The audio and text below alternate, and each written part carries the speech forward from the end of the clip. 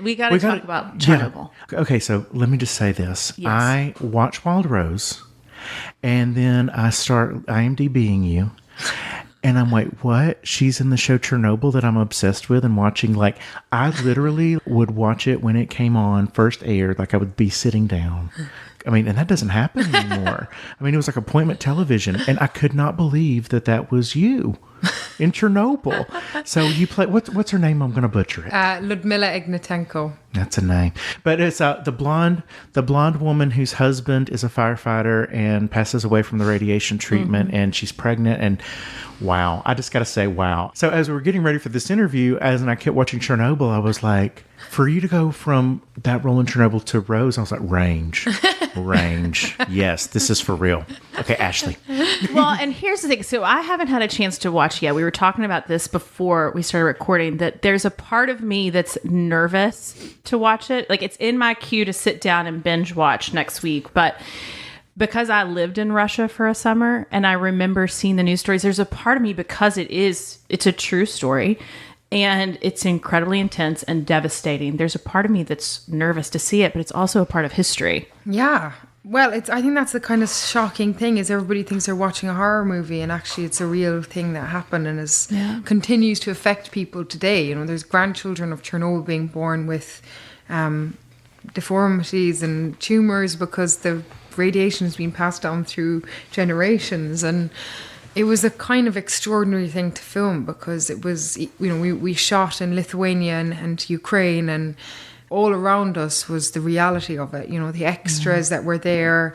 There's a scene by the graveyard, and like this woman beside me, she was like crying her eyes out, and I was like, oh, I gave her a hug, and she was like, my son, and like that was, her son had been killed by Chernobyl, and like that was the reality of it. And I suppose going into it, I felt really, like, the scripts were just so amazing, and I had no idea of the truth behind what had happened. And I wasn't born when it happened, but growing up in Ireland, we had this amazing woman called Adi Roach who set up this charity called Children of Chernobyl, which fostered children who'd been left in orphanages or who needed medical help, and they would come to Ireland for a year or whatever and get help. So that was my relationship to it. But when I started digging into it and Ludmila's story, and she's still alive, I felt really like responsible to tell it as truthfully as I could, and I was nervous. Yeah. But it's really important that this story is out there, and that it's not something that happened, it's something that's happening. And it could happen again, and man isn't bigger than nature, and we have to respect that. Did you get to meet her? No, I didn't get to meet her. Or was there footage of her? Yeah, there was actually quite a lot of stuff available. There's this amazing book called Chernobyl Voices by this woman called Svetlana Alexeyevich, and she's documented all these accounts of people who've gone through Chernobyl, like firefighters, and Ludmila's story is in there. So there's lots of stuff, and there was also a documentary. I would have been up for meeting her, but it's, you know, sensitive, and she's got to get on with her life, and she's got a little son now as well. The way you played that, though, was so understated, and I guess there's a stoicism of that culture. She's facing these horrific, like the state that she sees her husband in is just unimaginable, but you don't see her break down or become hysterical. It's very stoic.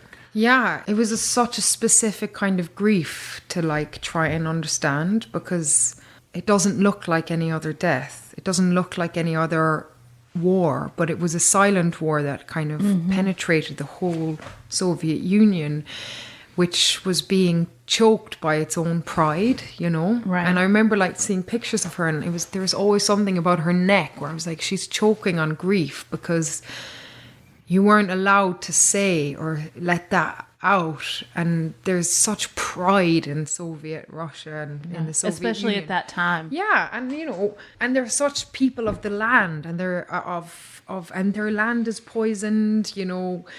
Everything is that around them is being infected by this silent war that's one of the most brutal deaths, I think, imaginable.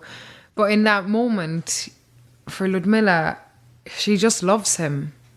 and she's blinded by that love in a way, and that love is dangerous ultimately, and costs her child, but she doesn't know that. Nobody knew what to do. Like, there was no rule book of how to survive a nuclear explosion out. Right. And I suppose for her, she just was willing that he would stay alive and that they would be a family. They were only just married and she was only just pregnant. And I mean, I don't know what any of us would do in that circumstance. Yeah, and I can only imagine, like you were talking about, just the blinded by love, and how she had no one knew how that travesty would affect generations to come. And like you said, how it's still impacting people today. And so I can only imagine for her at that moment, like, you're just trying to hold on to whatever hope that you have. Yeah.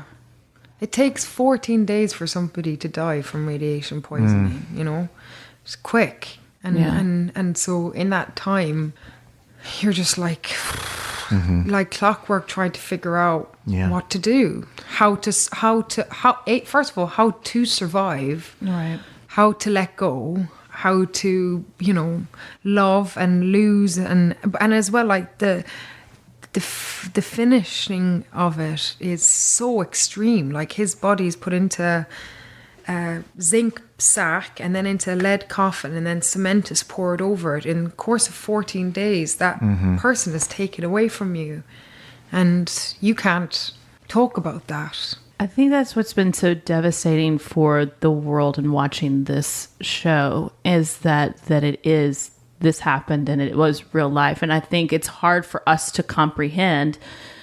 We were really young when it happened. And so I think it's hard for all of us to even comprehend that this was possible and real. Yeah. And it's so devastating. Well, I think for all of us, because also we didn't know the truth. Right. Until now. But the thing is, it could still happen. So I don't know what we do. We got to just respect our planet more, really, and each other more. And actually, lives aren't worth the lies.